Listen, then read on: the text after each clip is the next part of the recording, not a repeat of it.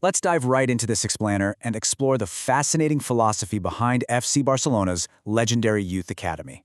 You know when you're watching a match and some players just seem to see the game in slow motion, like they know exactly what's going to happen before it actually does? Well, you're going to love this. We're looking at the story of a highly specific system, a method, and a place known as La Masia. I want to kick things off with a pretty profound question that kind of hangs over the entire sports world. Is world-class talent born or is it made? Think about that for a second. Your traditional football academies, they're going to test how fast a kid runs or how high they jump. But as we'll get into, Barcelona asked completely different questions. They focused entirely on training the mind way before training the body. And honestly, this brilliantly illustrates where we're starting. Picture 17-year-old Lamine Yamal. The first time a lot of us saw him, he receives the ball under intense pressure, spins away without breaking a sweat, and threads this absolutely impossible pass to a teammate literally nobody else had spotted. The stadium just falls dead silent for a split second before totally erupting. That silence, that is the hallmark of La Masia. It wasn't raw speed, it wasn't sheer muscle, it was pure vision. When Yamal pulls off a split-second play like that, it's the direct result of decades of very specific mental conditioning. Section 1. The Genius Factory. To really understand how this incredible environment was built, we got to step back in time a bit. Before it was this massive global symbol, La Masia was, well, it was just a house, an 18th century stone farmhouse, opened back in October 1979, used to board young talents from outside Barcelona. But here's the crazy part. This stone house was located directly next to the Camp Nou stadium. I mean, these kids grew up with the roar of the Champions League crowds literally rattling their windows. They lived in the actual shadow of their ultimate goal. And yeah, that proximity was incredibly motivating. But man, it also brought this crushing, invisible weight of expectation onto those young shoulders. The Academy's director during this crucial period was a guy named Oriol Tort. And Tort realized something huge. Developing world-class players meant you absolutely had to care for their psychological well-being. Look, communal living brought deep bonds, right? Xavi and Puyol formed lifelong friendships there. But it also brought deep nighttime loneliness for kids as young as 12 who were miles away from their families. Add to that the permanent, invisible pressure of the selection process. At every single stage, there were brutal cuts. To make it, you didn't just have to be good with a ball. You had to survive the intense emotional crucible of the entire system. Section 2. The Philosophy of Space. So in 1988, Johan Cruyff takes over as manager, and he completely flips the script on how these kids were taught. He brought in this spatial revolution with one core mandate: protect the small player. At the time, European football was totally obsessed with tall, muscular, physically mature kids. Cruyff was like, absolutely not, this is completely wrong. He insisted that football is a game of spaces, and to control spaces, you need speed of thought, not just speed of legs. La Masia was strictly instructed to protect small, late-blooming visionaries. If it weren't for this exact philosophy, tiny, physically unremarkable kids like Xavi, Iniesta, and Lionel Messi, they might have been cut from the academy before they even had a chance. Okay, so how did they actually teach this? They didn't just sit the kids down and say, hey, be smart. They built automated spatial awareness through relentless daily drills. And the ultimate laboratory for this is the rondo. It's a possession exercise where players in a circle try to keep the ball away from defenders in the middle. Sounds simple, right? But to survive the rondo, a player has to develop constant peripheral vision and instant decision-making.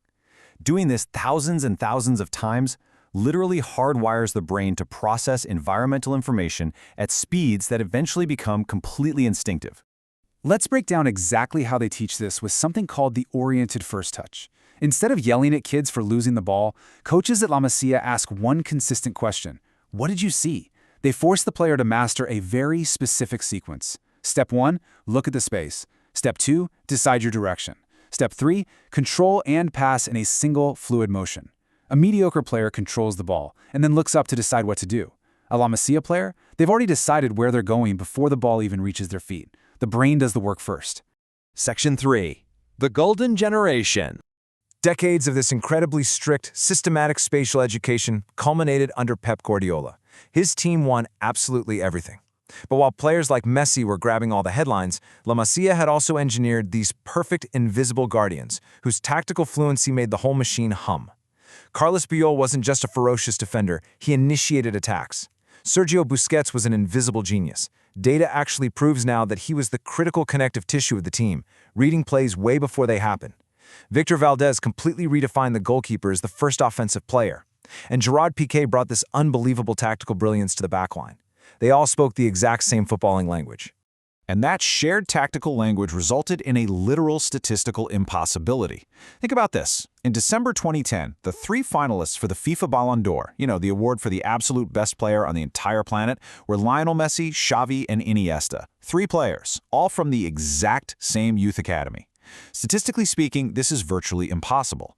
Having the first, second, and third best players in the world emerge from the exact same farmhouse at the same time, that wasn't luck. It was the ultimate, irrefutable proof that the system worked. Section 4. The crisis of identity. But, success is a really dangerous trap. Between 2014 and 2022, the club totally panicked and forgot its own philosophy. They abandoned the La Masia way, the patience, the internal talent, the tactical coherence, and instead, they opted for a reckless spending spree on mismatched, super expensive superstars. Basically, they tried to buy success instead of educating it. By doing this, they literally blocked the pathway for the academy kids, causing this incredible internal frustration and total tactical incoherence on the pitch. There's a quote that perfectly captures this disaster, and honestly, it's a huge lesson for any organization. The club had gone looking for symptoms by spending money, and had abandoned the causes. They wanted the symptom, which was trophies, but totally forgot the cause was their careful, patient system of La Masia. By overspending on astronomical wages for outside stars, they generated a catastrophic financial crisis, and the absolute ultimate tragedy of this crisis. It forced the heartbreaking departure of Lionel Messi himself, simply because the club could literally no longer afford to keep him.